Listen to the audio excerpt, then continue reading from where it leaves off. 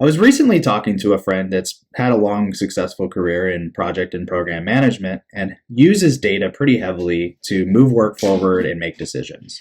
When I was having that conversation with her, she shared with me that she would often find many common mistakes that were made that would really trip up business teams and data teams and would lead to a lot of reports just ending up in the report graveyard.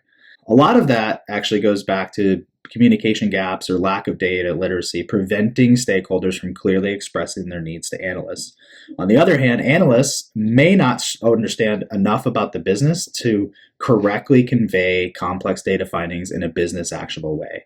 So that disconnect leads to, technically sound analytics results that have good data behind them. Maybe they have very compelling visuals, but they miss the actual objective and ultimately end up going unused because they fail to drive stakeholder decisions and business value. Ask questions that start with why. For example, why is it important for the business to solve this problem and why now? After you answer some of those why questions, then you can move on to what questions, such as what three metrics do you need to make this decision effectively? And what decisions do you anticipate making based on the insights derived from this analysis? Only after you've answered those why and what questions can you then start moving into the how portion.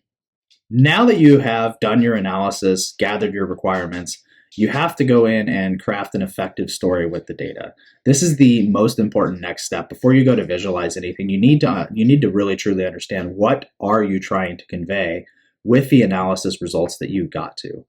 It's vital to present data with objectivity and transparency. Bring in subject matter experts for context.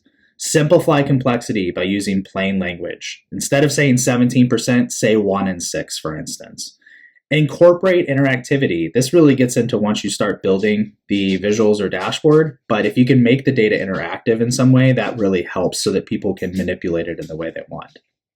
If you like this video, please share it with a friend, like it, and comment, and then also head over to datagoats.org for the best analytics community online.